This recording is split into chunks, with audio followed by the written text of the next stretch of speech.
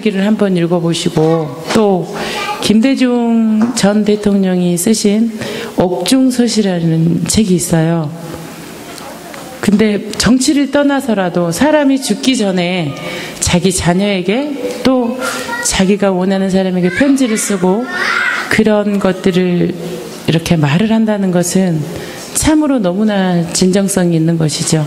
에레미야는 이제 죽을 수도 있고, 이제 나 이러다 죽겠다, 이런 상황에서 유다 백성들에게 이제 얘기를 합니다.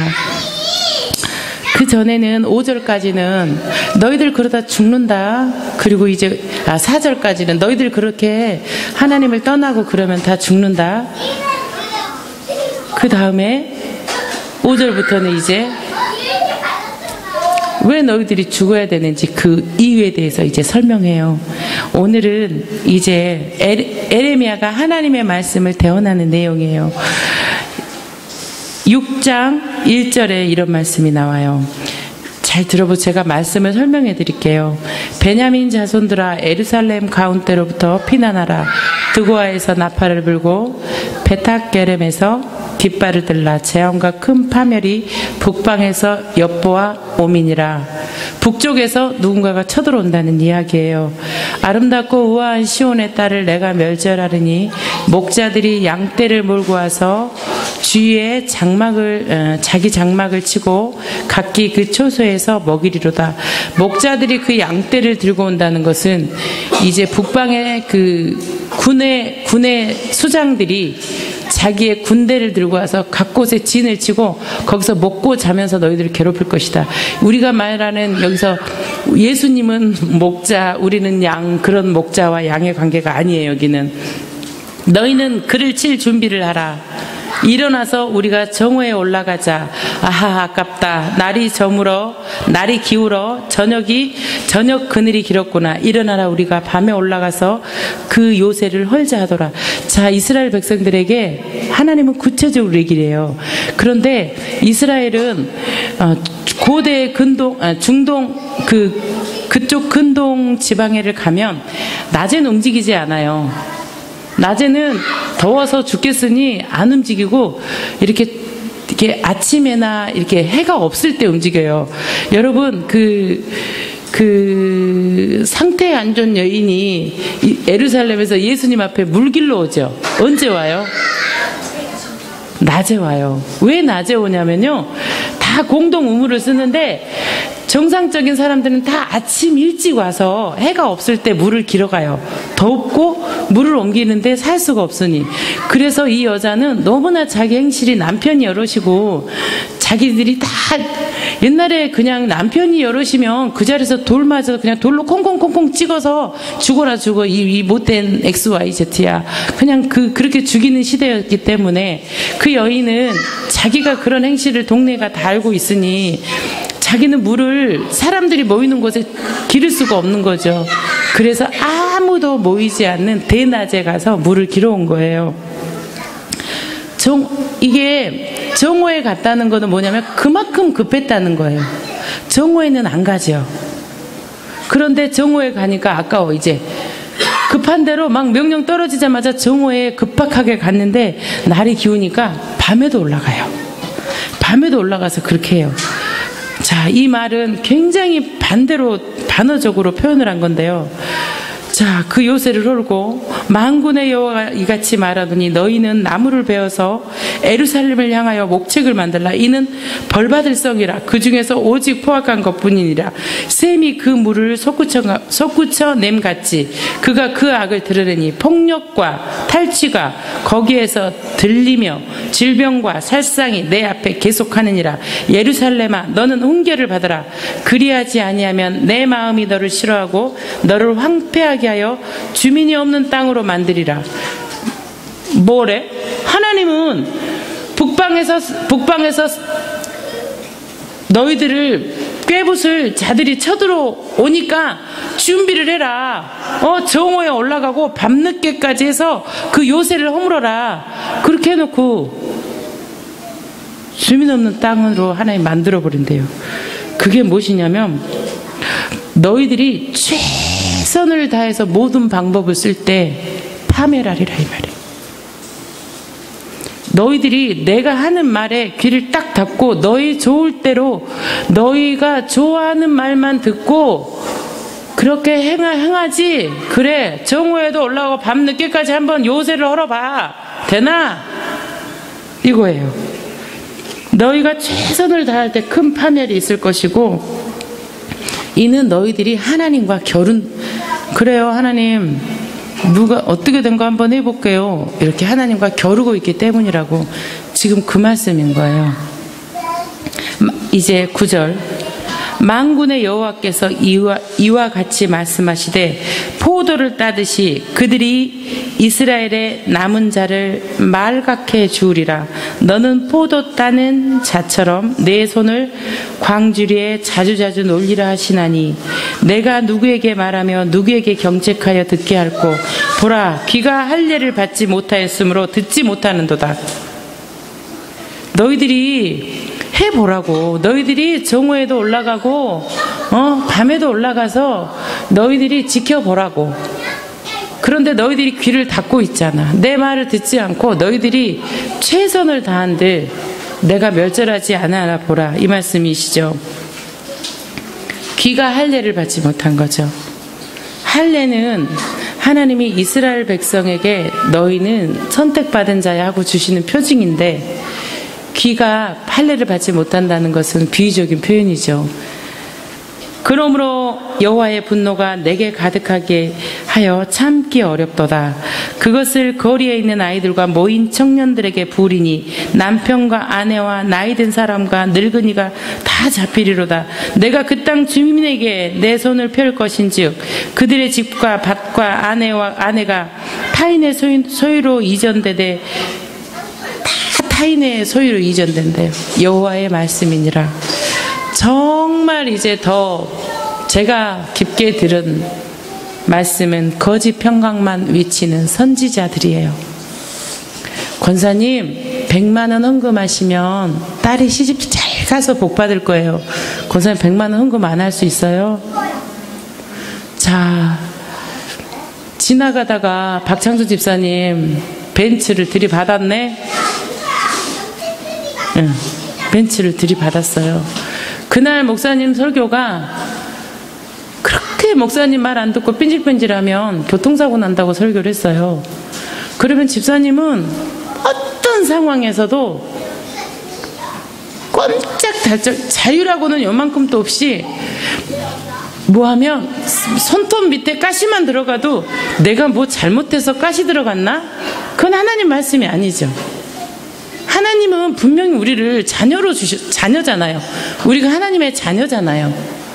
하나님 부요한 자녀잖아요. 그러면 만약에 그래요. 다 바꿔 생각해봐요. 은영이가 학점이 하나 B 나오면 내가 엄마한테 이거 잘못해서 이랬구나. 길거리 가다가 버스만 늦게 와도 내가 오늘 아침에 엄마가 늦게 갔다. 물론 우리에게 반성과 회개는 필요하지만 이거는 죄책감이죠. 죄책감은 인격적인 관계에서 이루어지는 게 아니죠. 우리가 이런 부분을 계속 설교하는, 말하는 선지자에 대해서 지금 얘기하고 있는 거예요. 여러분, 선지자가요, 물론 하나님의 공의와 심판과 우리가 언젠간 죽고 천국이 있고 지옥이 있고 매일 선포해야 해요. 그렇지만 번영신학, 이거 하면 이거 될 거예요. 이거 하면 이거 될 거예요. 얼마나 많은 그런 설교를 들었어요. 저는 너무 많이 들었어요. 그래서 늘 큰호가 아팠을 때 월급 깨서 저금했고요. 아니, 뭐 했다 그랬죠 제가? 적금 깨서 헌금했어요. 그거 하면 우리 아들 낳게 해줄까 봐. 그런데 하나님께 기도했어요. 하나님, 어떻게 하면 나한테 이런 고난이 멈출까요? 하나님, 내가 뭘 해야 하죠? 이렇게 정말 물었어요. 정말 물었어요. 해도 안 되니까 마지막에 물었어요. 얼마나 멍청해요. 저는 그런 가정을 정말 제대로 전국 교수를 밟아서 왔어요. 여러분이 생각하시고 있는 우리가 그 멍청한 성도들이 하나님과 상관없이 생각한 모든 코스를 저는 밟아왔어요. 그랬더니 하나님께서 정확히 말씀하셔서 세인아 아니야. 너 벌 받는 거 아니야. 너가 계속 벌 받는다고 생각하니 내가 너무 마음이 아파. 내가 너를 얼마나 사랑하는데 내가 너 인생을 통해서 소망을 이루기 위함이야. 잘 견디자. 네가 잘 견디면 정말 네가 알 수 없는 일들을 내가 너한테 보여주실 거야. 그런데 그 견디는 거는 너무 힘들잖아요. 그 견딜 때는 하나님 없는 것 같잖아요. 여러분 걱정하지 마세요. 하나님 붙들고 계세요. 하나님이 여러분이 도망가보세요. 도망가보세요. 아니에요. 하나님이 붙들고 계세요. 하나님이 붙들고 계시지 않으면 절대로 우리는 여기에 다시 오고 다시 하나님을 찾을 수 있는 기운이 없어요. 여러분 고난 가운데 있는 사람은 저도 저울질해요. 왜 저럴까? 그러지 맙시다. 기도 한마디도 할 수가 없어요. 기도 한마디도 할 수가 없어요. 기도가 안 돼요. 이제 그랬을 때 하나님께서 그거 아니다 세인아 너가 적금 든 거 다 털어서 헌금하고 이렇게 하는 게 아니라 내가 너를 통해서 소망을 이루려고 하는 거야. 이제 저는 그 소망을 봐요. 우리 동네 작은 도서관을 하려고 하나님은 그렇게 많이 훈련하셨고 제가 전도사의 자리보다 평신도로 정말 남편이 직장 잃고 자녀가 아프고 많은 사람들에게 너는 군인 가족으로서 어쩌면 그렇게 튀냐. 너는 정녕 네 남편의 앞길을 막을 거야. 너는 너무 튀어. 넌 너무 빨개. 그런 거부감 이런 거를 많이 당하고 여러분보다 훨씬 더 많이 성도의 자리에 앉았었던 사람입니다. 저는. 그래서 저는 제가 목회자보다 훨씬 더 성도예요.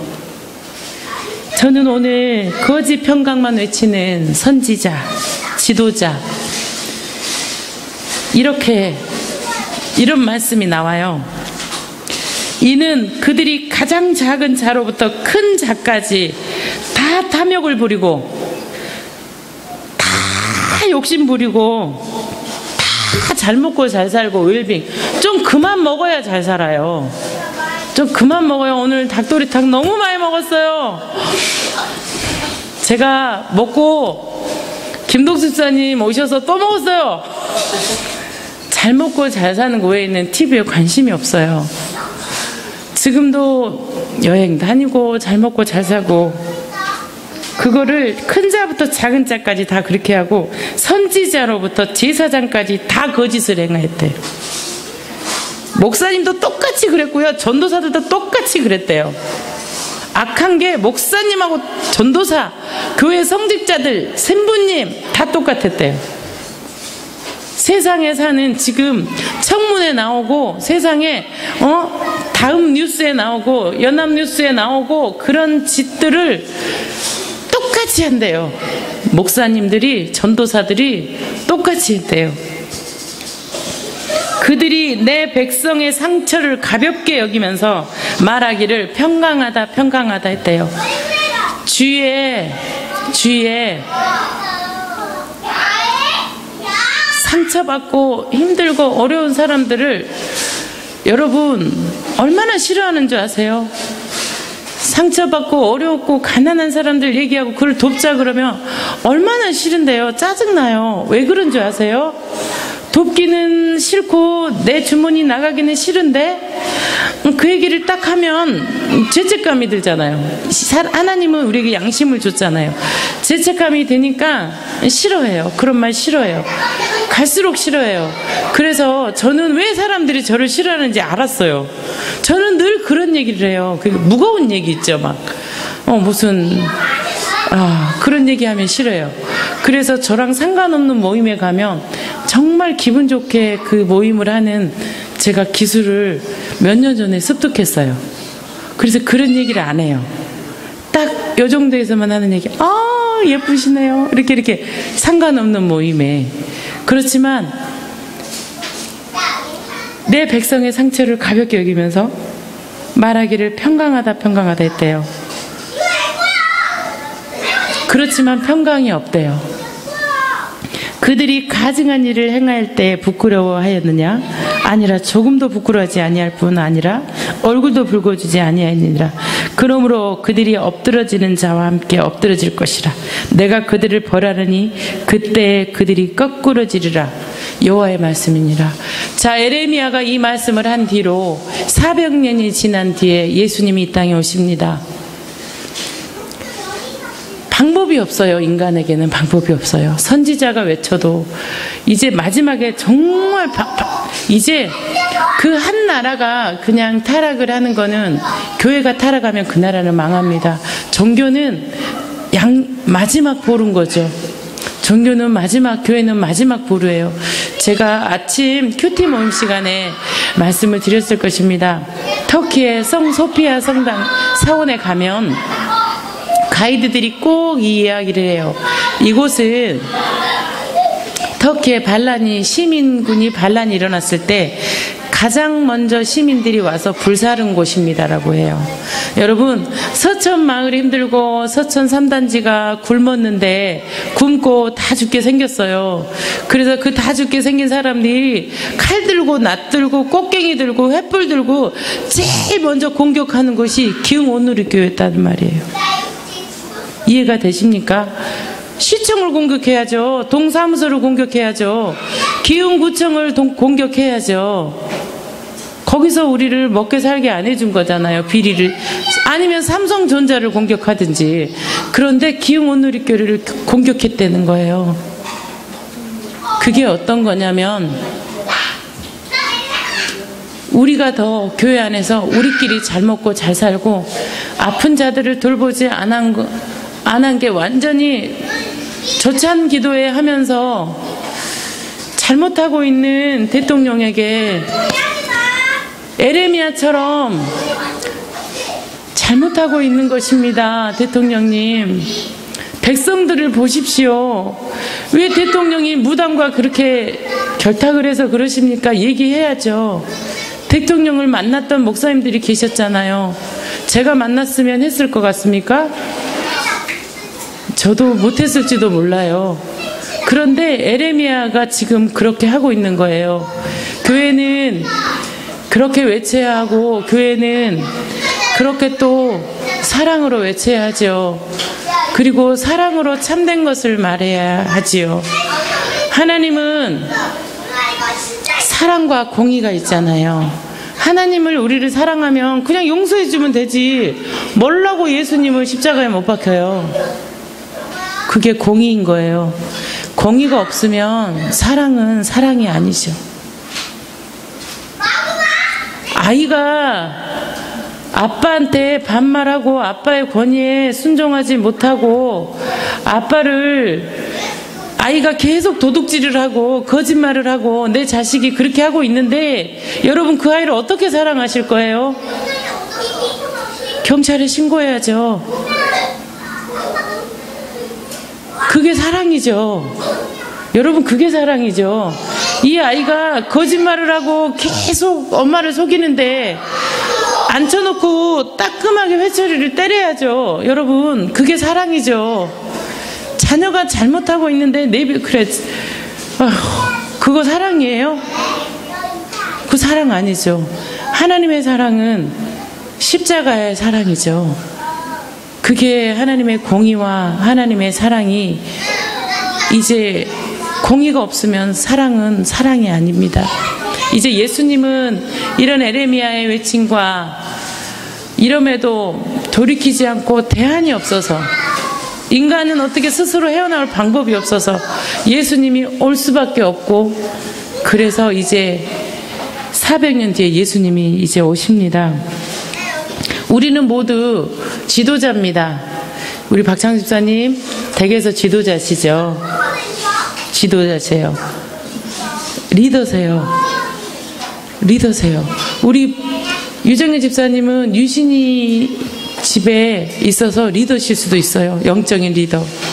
지금 유신이가 어떤 일을 할 줄 몰라요. 저는 유신이 엄마를 먼저 데리고 올 줄 알았어요. 그런데 웬걸 혜린이가 혜린이 아빠를 일바로 데리고 왔어요. 저는 이게 제 카운터에 없었어요. 뭐 이쯤 되면 누구 데리고 올 거야 뭐 이렇게 카운터가 있거든요. 저 훅 들어왔어요. 하나님의 계획은 혜린이 아빠 마음속에는 하나님이 계시죠. 그런데 질렸을 거예요. 교회에. 저도 질렸었어요. 저도 그런 중심에 있었어요. 그래서 이 교회를 시작하면서 저기 목발 짚고 계신 그 동인 사장님은 교회를 안 다니시는 분이에요. 저분의 카페에 가서, 동인이라는 카페에 가서 선생님들과 늘 퇴근하면 저 아저씨가 이렇게 디스크를 막 닦아갖고 딱 턴테이블에 올려줘요. 그러면 이게 사장님 이 음악 틀어줘요. 스페니시 하트 틀어줘요. 저는 제나드 졸링 노래를 참 좋아해요. 그래서 틀어달라 그러면 세인씨 나도 제나드 졸링을 좋아하는데 그러면서 들었어요. 근데 저분이 우리 교회 이제 인테리어를 해줬는데 뭐 할라 그래요? 그랬어요. 이 교회를 딱 왔을 때 뭐 할라 그래요? 동인 아저씨가 얘기했을 때 제가 했던 첫 마디가 사장님 교회 같지 않은 교회로 꾸며주세요. 교회 같지 않은 교회를 하고 싶어요. 근데 뭔 집사가 어떻게 그런 꿈을 꿨는지 지금도 하나님이 하셨다는 생각밖에 들지 않는데 교회 같지 않은 교회 그게 뭐였냐면 내 나름대로 기존에 우리가 싫어했던 그런 교회의 모습들을 안 담고 싶은 저의 간절한 바람이었던 것 같아요. 그리고 매일 도시락을 싸와서 이 교회를 꾸며주는 아저씨들한테 매일 도시락을 싸왔어요. 매일 밥을 주고 커피를 타주고 이 부엌에서 이렇게 저 느티나무가 빨갛게 부엌에서 보면 느티나무가 있거든요. 빨갛게 익어가는 느티나무를 보면서 교회가 하나둘 되어가는 걸 보면서 이렇게 있었어요. 근데 그분이 십자가 하면서 저번에도 말씀드렸죠. 죄짐 맡은 우리 구주 아저씨 교회 다녔어요. 네, 아주 옛날에 교회 주일학교 다녔어요. 그런데 인테리어를 하다 보니 인테리어 비용을 너무너무 떼어먹는 많은 사람들 때문에 제가 교회를 지금 안 다니고 있어요.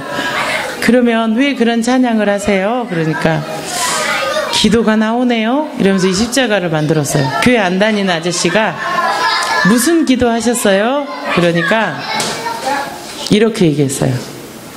이 목사는 내가 그전에 만났던 그런 목사 같지 않게 해주세요. 그런 기도를 하셨대요. 그 기도 하셨다고 그래서 제가 막 눈물이 났어요. 예. 그리고 그러니까 이 교회 시작할 때 그냥 교회 안 다니는 사람들이 자기들끼리 알아서 기도하면서 만들었어요. 참 신기하죠. 우리는 각자가 리더로 세워졌어요.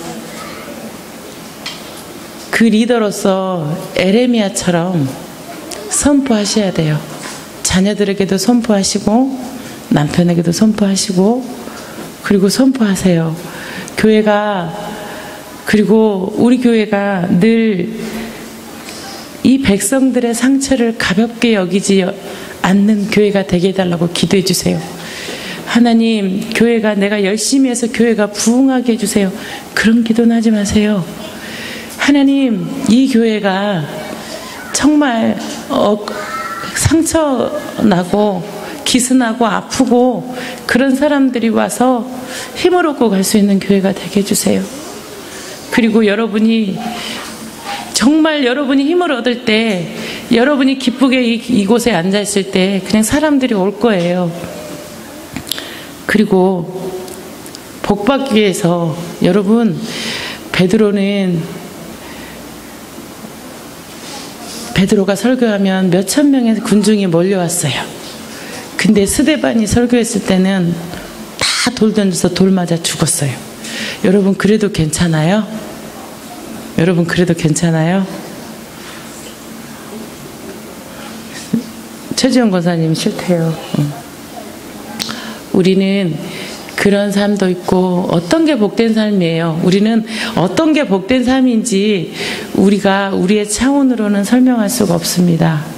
그냥 하나님의 주신 사명대로 하나님 주신 사명이 있으니 이렇게 살다가 또 그 사명이 다하면 우리가 하늘나라에 가서 또 영원히 살 거예요.